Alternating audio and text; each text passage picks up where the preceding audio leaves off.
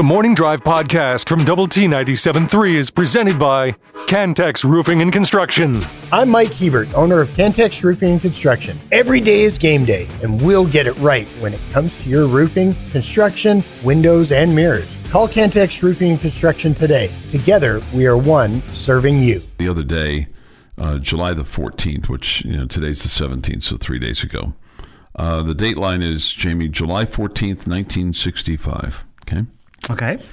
It says this: the televising of college football games will be slightly changed this fall with the convenience of the viewer in mind. Okay.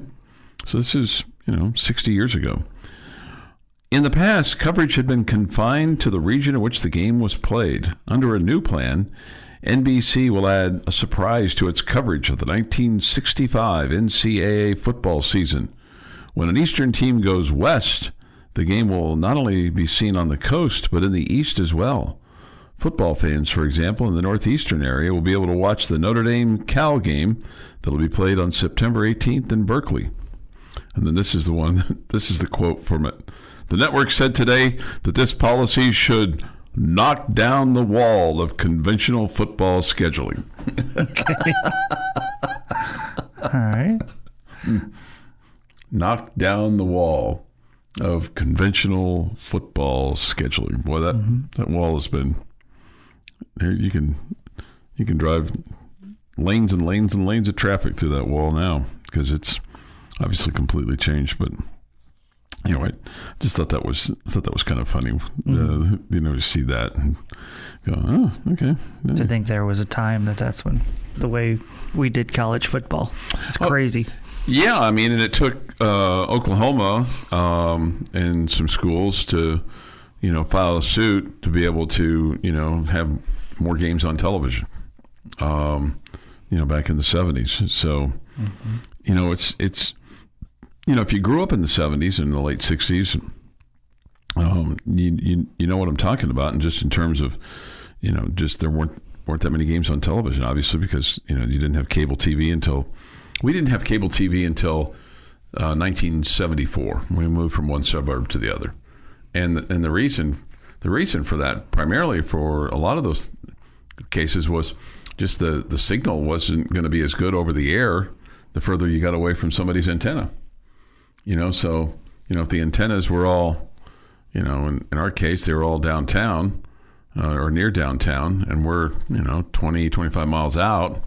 It's still, you're going to get a good signal, but now you can get more channels. So that was enlightening for us when we moved from one suburb to the other. And not only did we get cable TV, but we got a color TV, and I was like 13 years old when we had color TV, and that was fascinating to be able to watch. Yeah, watch your favorite team in color, right? And made it a lot nicer. Made it a lot nicer. So kind of show my age. My mom is visiting us for a while, and I come home and she's watching black and white westerns on the television. Like, what, our TV break? What are we doing?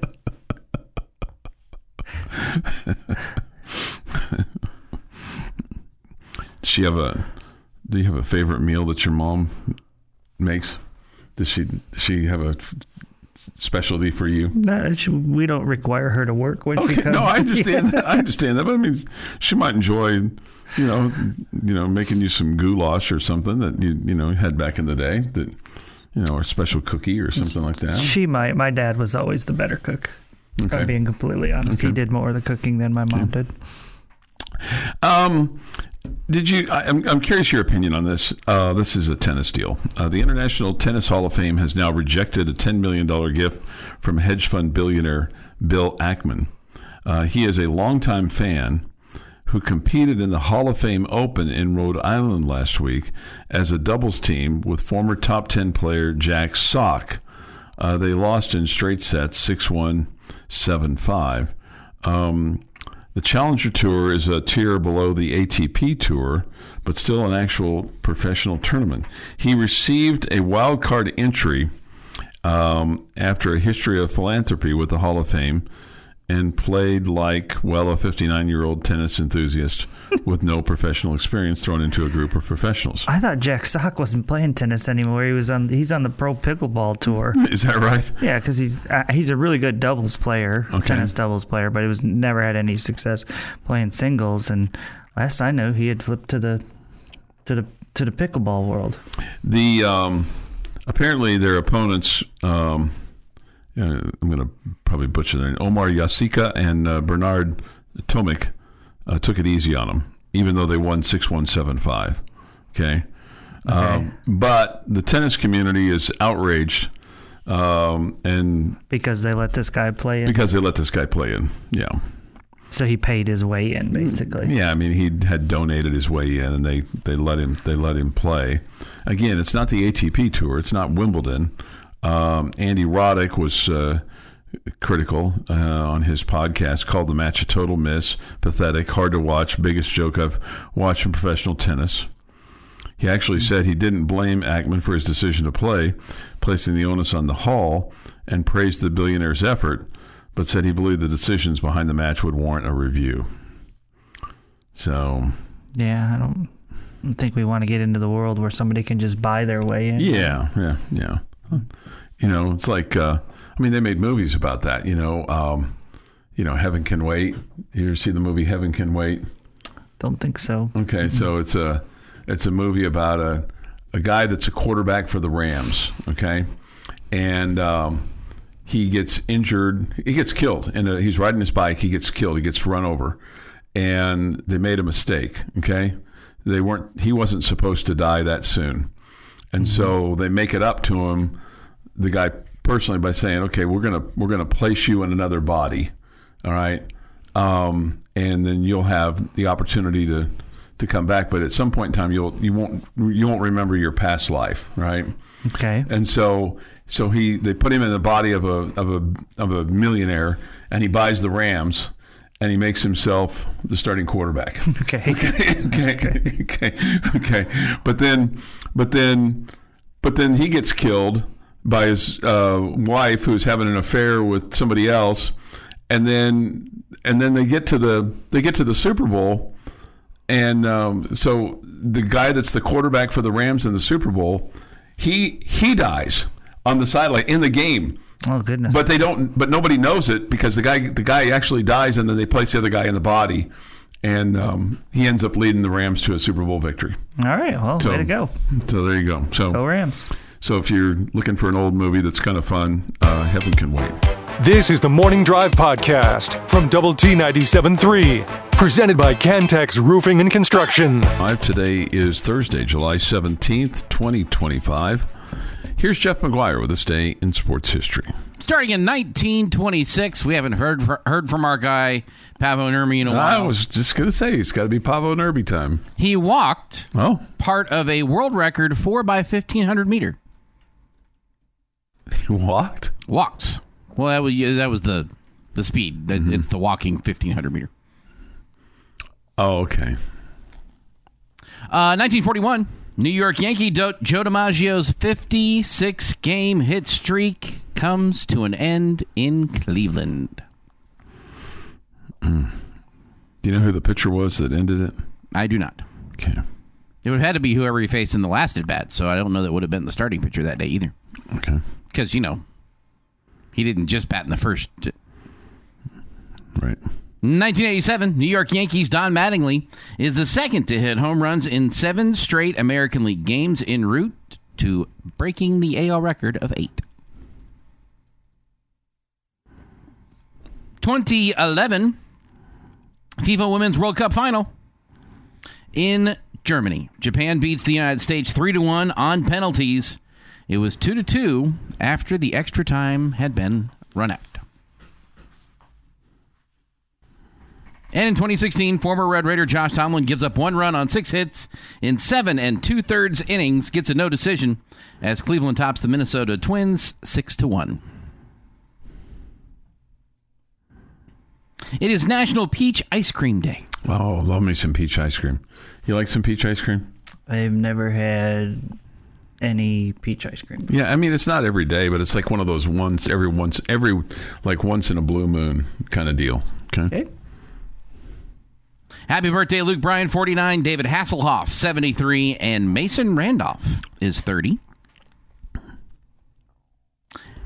And on this day, Douglas Croington, the last of the early glory-seeking flyers, takes off from Floyd Bennett Field in Brooklyn, New York, on a flight that would finally win him a place in aviation history. What did he do?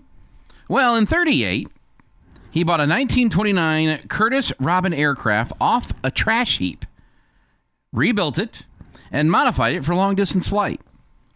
In July of 1938, he piloted the single-engine plane nonstop from California to New York. Although the transcontinental flight was far from unprecedented, he received national attention simply because the press was amazed that his rattle-trap aircraft had survived the journey. Almost immediately after landing in New York, he wanted to fly across the Atlantic Ocean. Well, the aviation community went, dude, this is a suicide mission. We're not going to let you do that. That would be dumb. We would get, sued because this is stupid. You can go home, though. So he files a flight plan for California. The next morning, takes off, heads west, immediately pulls up into the clouds, and does a 180-degree turn. 24 hours later, lands in London, says, wow, I just came in for New York. Where am I?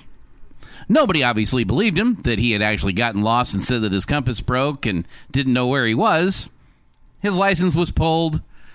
But just like these situations tend to happen when something crazy like this happens, by the time he had shipped his plane back to the United States, his license had been reinstated, and he became a cult hero with the nickname Wrong Way. Oh, and that is this day in sports history. I just want to know how big the scrap heap is that has a plane on it. Jeff said it was taken, he got it off of a scrap heap. Yes. How big was that heap to have a plane in it? How bad of condition was the plane in when he got it would also determine how big the scrap heap was. And then that would inspire an episode on Gilligan's Island. I'm sure. Wrong Way Feldman. This from the Yates Flooring Center chat line. Love going to Fredericksburg and getting homemade ice cream with fresh peaches on it. Okay. This, we read the bad ones. Every once in a while we get a good one. I'm going to question this person's sanity, but maybe not. Chuck, you're great on the radio, but Siskel and Ebert, you are not. Love the show. Guys, keep us entertaining.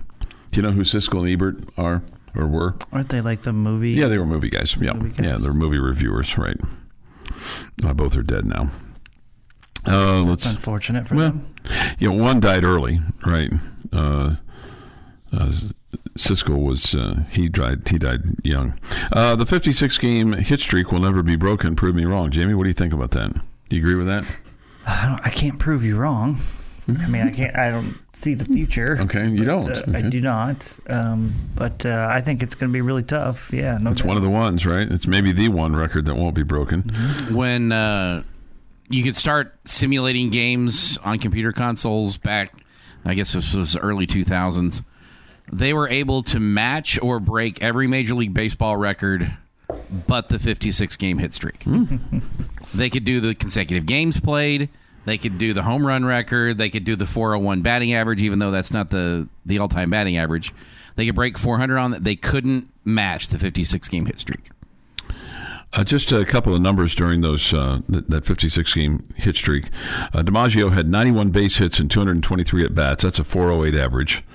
Had 55 RBI. His hit count included 15 home runs. He scored 56 runs, which matched the number of his streak. In his final 11 games, he had a 545 average, 24 hits, and 44 at-bats.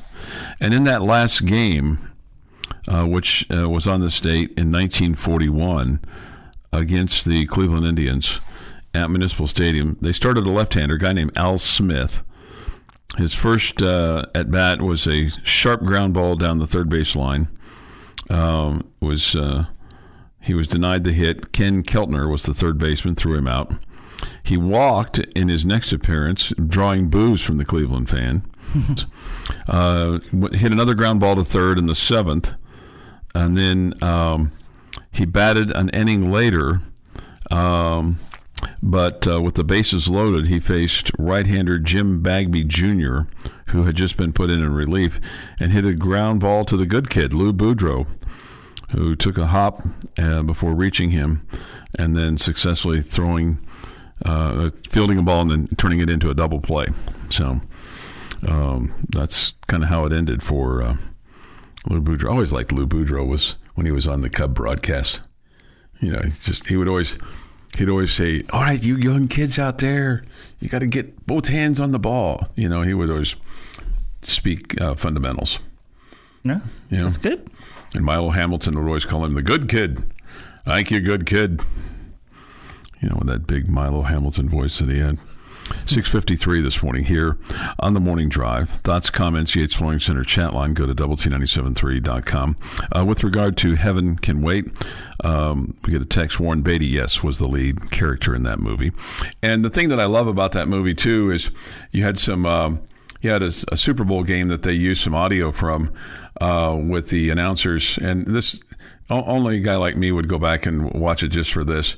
But the great Kurt Gowdy and Al D. Rogatis were the commentators, with Dick Enberg doing a sideline interview. So I loved Al D. Rogatis and Kurt Gowdy.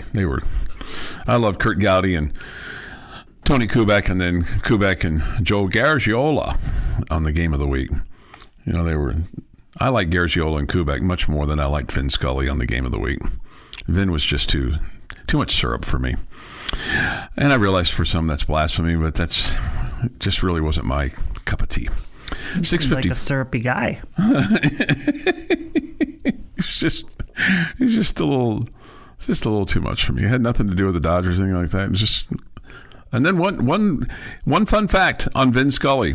The catch that Dwight Clark makes in the NFC Championship game over the Cowboys, on the radio, his last game on the radio for CBS as a football play-by-play guy was Vin Scully. Vin Scully on the radio called that play. Your daily dose of sports and fun. This is the Morning Drive Podcast from Double T 97.3, presented by Cantex Roofing and Construction. With Jamie Lent and Jeff McGuire, I'm Chuck Heinz. If you want to weigh in on your favorite baseball movie, you certainly can. Hit us up on the Yates Flooring Center chat line. Go to the Double T 97.3 mobile app. It's presented by Happy State Bank. The Visual Edge IT hotline is open too at 806-771-0973. Okay. That was awesome, Jeff, right before the commercial break. Jamie is so level-headed and realistic. Meanwhile, Chuck is doing faces on TV and trying to do voice impersonations. Jeff just with a very simple quip. That checks out. I mean, I will say, and I've said this many times before, I think you've been a really good, cartoon voice guy. You do a lot of different voices. You've been kind of a chameleon over there. I think you'd been really good at that. I don't know, Yogi Bear or Scooby-Doo. Hey, boo-boo. I woke up early and turned on the TV and remembered why I hate this show. It is Chuck. Okay, well, again, we read them all. We read them all. We read them all. Well, I'm sorry you woke up early. Yeah, right. One. Yeah. Because that always sucks. Number two, welcome back after 3 months. How you been? Oh, goodness, man. I also hate waking up early, just in case you were wondering. Yeah, it's not for the... this Rookie of the Year is up there with some of the top baseball movies. That's a good one, yeah. It's a fun one. It's not super high with me, though. Yeah, it's a fun one. Yeah, you're right. It's a fun one. Paul writes in Sandlot, when they make friends with the blind dude and his dog. Okay. Yep. Okay. That's a good one. That's a good one as well. Goodness. My favorite baseball movie is Angels in the Outfield. Yeah. I mean, there's there's lots and lots of good baseball movies. So, Field of Dreams is right up there. Major League's right up there with me. I mean, that's a fun movie. Do you like Major League? Yeah, I like Major League. I think I would have to lean towards Field of Dreams being my favorite movie all time. Love of the Game is right there with it, though. A lot of what's the Robert Redford movie? The Natural. The Natural. Yeah, it's not that. It's good, but I wouldn't put it near my top. Yeah. Okay. Yeah. It's not right there. Those two and that I just mentioned in Sandlot, probably my top 3 baseball movies. Yeah. All right. Jeff, do you have a favorite baseball movie? Sandlot. It is the quintessential kid baseball movie growing up. Yeah. Like every kid that played baseball in the street, sure, or in a field somewhere with makeshift base, that is growing up being a baseball fan. Right. And it talks about how you didn't replace guys, they just left when they did. And it's sure, there's so much about that movie that was my summers growing up. Not like specifically line by line, but like going to the pool and hanging out with friends and having to put money together to go into a baseball because you threw somebody hit one out and you could never find the stinking thing. And then like 6 months later, you find 3 of them out in the middle of the field. Having to go knock on the neighbor's door because you knocked the ball over the fence. Wasn't ever that dumb, but we got some other dumb things that we did. We had,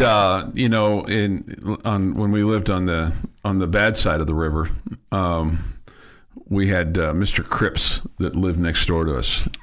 and that's what his name was, Mr. Cripps, C-R-I-S-P, Mr. Cripps, S. And his wife, Mrs. Cripps, she never came to the door. It was always Mr. Cripps. And he had one of those, tank top T-shirts, white, that he always wore with his black pants, kind of stooped over. And he had a mean dog. I mean, a little dog that was just mean. I mean, just and just nip at you. And our fence was right next to his, and he had the spikes that went up on the fence because we had chain link fence in between us, and he of course had the spikes that went up on his, to keep us from going over. But we'd have to knock on the door because the ball would go over, football, baseball, whatever. And then sometimes we just jump over as we got older. And the Phenoms, when they've been playing in the pool with me and they've knocked the ball over the fence, the other day that happened, and I'm, the oldest Phenom, the young Phenom, he got out of the pool. He knew what his job was. His job was to go knock on the door. And I sent the little Phenom with him. And the lucky lady was like, you need to go with him. I go, no, they need to learn how to do this. They need to learn how to knock on the door and say, I'm sorry, I hit the ball over the fence. Would you mind going into the backyard and throwing it back over for me? They're fine. I mean, we've lived next to these people for 30 plus years. They're not criminals. They're not, they're not gonna capture them and sell them to the, Illuminatis or anything like that. They're our neighbors. They weren't home, but he left a message on the bell ring, and then I came home a couple days later and I found the ball thrown over on the pool top. So it was all good. But you got to learn how to do that. Don't you have one of those long extended pool skimmer things? I do, but it's... Is it not long enough? Well, to get over in the neighbor's yard? The fence, 8-foot fence, Jamie. Okay, you got a ladder? You're right, I do. Chuck, not allowed on ladders. I hadn't really... Not allowed on ladders. To be honest with you, Jamie, I hadn't really given it any thought like that, but you're right. I mean, that's a possibility. Seems like that'd be pretty simple, and then you're not bugging somebody knocking on their front door. Yeah. This is a nice note. Welcome back, Jamie. Nice to have all 3 of you together like a perfectly crafted recipe. On Texas Tech campus for freshman orientation today with my youngest child. All 3 of my children. Congratulations. All 3 of my children will be in school here this coming semester. Reckon that from Cowboy Cody. Okay. Wow, that's not cheap, but good for you, Cody. That's awesome. Congratulations. Did he say it was his youngest? His youngest, yes. His youngest. Okay. Man, Cody, I feel for you, man, because having all 3 kids in school at the same time. I guess you knew what you were doing when you had them, but you weren't thinking of all the ramifications, when they were 18, 19, and 20. Or maybe that wasn't a thought when you were. Well, they could be a couple. One of them could be in grad school. Yeah, I know. Yeah, that's true. One of them could have been like me and needed some extra time. Yeah. Mm-hmm. I'm not saying anything negative. Like they could just be taking their time and enjoying the college life. He could. He might be Ryan Free's dad, and he's in his 6th year of school. Ryan Free's dad is not named Cody. I'm just kidding. Okay. This from my friend Dane. He says, Bingo Long, Traveling All-Stars and Motor Kings. Awesome baseball movie. I've never heard of that movie. Jeff? Bingo Long, Traveling All-Stars and Motor Kings. Never heard of it either. Never heard of it. Sounds but now fun, I have something to look into. Yep. Paul says this, I pay my phone bill for comments like, that checks out. I woke up early like every Monday through Friday, opened the app to listen, don't need the visuals. Some days are great, some days are good, never bad. Stay golden, Pony Boys. Okay. That's another great movie right there. What movie is that, Chuck? Pony Boys? Stay golden, Pony Boy. You saying Chris? No. You got to tell the end of the movie first. Say what now? Stay golden, Pony Boy. I've never heard of that movie. Pony Boy. That's a line from the movie. It's one of the most famous lines from the movie and the book. It's one of like 5 books I've ever read. What's the name of the movie? Outsiders. Oh yeah, I've not seen that one. Oh man, I don't think so good. You could never make that movie today. With so many good young actors. The cast alone would bankrupt the film company. Yeah, so good. Bullfighter saying, you're saying Crisp or Cripps? Mr. Cripps. I mean, he was mean, awful. The Bloods lived on the other side of his house. No. No. Some guys we used to get in trouble with lived on the other side, and then Cole and Bruce lived behind us, and we'd get grounded from each other. This is the Morning Drive Podcast from Double T 97.3, presented by Cantex Roofing and Construction. Jamie's question of the day on Double T 97.3 is brought to you by Connecticut of West Texas. Okay, gentlemen, we're talking Red Raider football, as we have been doing a lot of lately. Can't get here soon enough. Today I have a very simple question for you. What returning skill position player will make the biggest jump in 2025 compared to 2024? Okay. The biggest jump.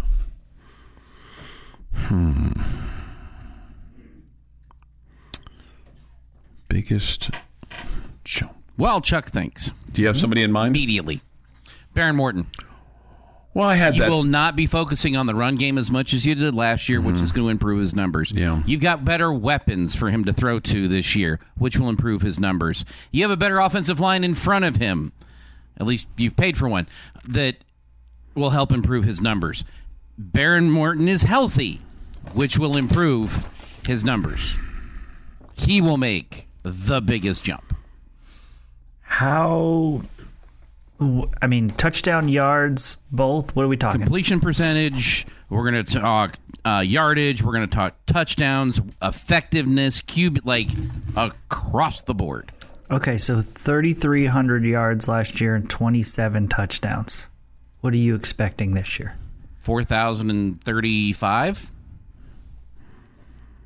Okay. That was specific. I wouldn't be 4,540. I would 40 might be a little high.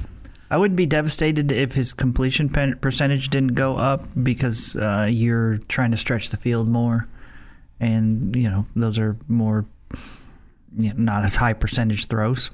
So I would be okay if the completion percentage stayed around the same, but you were hitting on some of those big plays instead of our favorite sideline screens. Yeah, and see, that's the first name that came to my mind, but I kind of felt like that was low-hanging fruit to a degree. I think Barron will have a better year, but I think he had a good year last year. He started 12 games for you, all but the bowl game. I think he had a very good year last year. I just comparatively speaking, how much his jump is going to be. I don't know how big it'll be. See, the two guys I was thinking about, I kind of view them in tandem right now, are Jacoby Williams and Cam Dickey. Because I think those guys are going to have substantially better years. because they're going to get the ball more. I mean, Taj Brooks had 286 attempts last year. Those two guys combined had 82. They each had 41. Jacoby Williams went 41 totes, 236 net yards, and Cam Dickey 41 for 225. I think they're both going to more than double that. And I don't know if they're going to triple. So they're both going to be close to 500 yards? Yeah, I think so. Yeah. And neither one of them be the lead rusher? Yeah, I just had this feeling that those two guys are going to outshine Quentin Joyner. I think Jacoby Williams could have a major impact for you with the return game too. Mm-hmm. I wouldn't be surprised to see one of them double their numbers, but I would be very surprised if both of them did. Okay, I mean, because I think Quentin Joyner is going to be your lead running back. You're making a lot of sense there. Yeah. And I just feel like that. You had Jacoby Williams' longest was 54 yards, and Cam Dickey's longest was 37 yards. And I just think they're going to have opportunities because of what you're doing with Morton and what you're doing with throwing the ball down the field and what you're doing with your offensive line. That all those running backs you're going to have more explosive plays. I'm not saying you're going to have more rushing attempts than you had last year. And Quentin Joyner led the Big Ten in yards per carry last year. Averaged 7.5 yards per carry. Okay. Okay, and that's 2 yards more than Taj Brooks did last year. He was at 5.3. Yeah, I mean, I think he's a home run hitter, and I think you're gonna see him get more touches than the other two. I mean, you had 474 rushing attempts last year, and 536 total passing attempts last year. I don't think it's going to be that close this year. Okay, so who do you think? I'm going with Micah Hudson. Okay. Yeah, I think 8 catches for 123 yards. I think he about quadruples at least that. Okay. You're high on him, and you're buying large amounts of stock on Micah Hudson. So you can buy it pretty cheap right now. That's the deal. Yeah, that's right. the deal. So yeah. I mean, we're talking 30 catches or 32 catches for 500-ish yards. Mm-hmm. I mean, that's not like he's just the superstar. No, right. But when your numbers are so low, I think Kelby Valson's another guy that I wouldn't be surprised to see have a major impact. He had just 3 grabs last year, 21 grabs, or 21 yards. But you keep hearing the coaches talk about how impressive he was, and it feels like this is a young guy that just has a chance if he's getting the opportunity, he's going to shine. So that's another guy I would love to see take a big step forward. How about John Carlos Milner? I mean, I don't think he's going to be your lead tight end receiving wise. No. So, I mean, he's at 10 catches for 122 yards. Could he double that? Possibly. But I don't expect him to be at 400 or 500 yards or anything. Anybody defensively stand out to you that you think is going to be better than they were a year ago? John Curry, because I think he's going to get more playing time. How many guys from last year's defense do you think are going to play more That's a great than question. they played last year? That's a great question, because probably not very many. Not very many. Yeah, probably not very many. Curry is one. In fact, aren't we hoping they play less? By definition? Yes. Like, if they had 100 snaps last year, don't we want them to only have like 60? Because the guys that you brought in are better than them. And they're not on the field for as many plays? Yeah. I mean, Jacob Rodriguez is the preseason Big 12 Defensive Player of the Year. Could he have better numbers than he had last year? 77 unassisted tackles, 50 assisted, 127 total. Well, if Lee Hunter's doing his job and clogging up the middle, maybe he could. Yeah, right. But I don't think they're dramatic. Yeah. He's not going to quadruple or double. No. But I mean, let's say he got to 90 and 70 or 90 and 60. I don't want him making that many tackles. That means they had that many plays. Okay. That's fair. Your daily dose of sports and fun. This is the Morning Drive Podcast from Double T 97.3. Presented by Cantex Roofing and Construction. Jamie Lent, Jeff McGuire, I'm Chuck Heinz. It's great to have you amongst us today, this morning here on the Morning Drive. Take your thoughts and comments on the Yates Warning Center chat line. Go to WT973.com for that of the mobile app. Visual Edge IT Hotline is open too at 806-771-0973. We come to you from the First United Bank studio, Jamie, Jeff, and I. Okay. The boys at I think this is CBS. No, have put together a bracket for the NCAA basketball tournament. This is a CBS article. I'm not sure if they're the ones that put it together. A guy named Bart Torvik. I've never heard of him, but he has put together a bracket, and really it's more seeding than anything else for this upcoming basketball season in terms of how he sees it today. So the 4 top seeds, Jamie, are Houston, Florida, the defending champion, Purdue, and St. John's. Okay. So, man, I guess my first reaction is, first of all, what a resurgence St. John's has made just by hiring Rick Pitino. Yep. I mean, and putting a lot of money into it. Yeah, right. No question. No, those go hand in hand. But I mean, probably wasn't going to get done without Pitino. Yeah. And we could talk a lot about, because anytime you'd refer to St. John's, you'd be like, oh, well, back in the day, Lou Carnesecca, who hadn't been the coach for 40-something years and is now deceased, and Chris Mullin couldn't make it happen, and Rick Pitino revitalized his life, and his career. And, I mean, he's no spring chicken, but he's got them on the cusp of maybe taking another team to a Final Four and winning another national championship. Maybe this one will stick because there's fewer rules. Maybe. Maybe. It'll be interesting to see if at some point in time Louisville goes, hey, all these rules that you guys busted us for, they aren't rules anymore, so we should have our national championship back.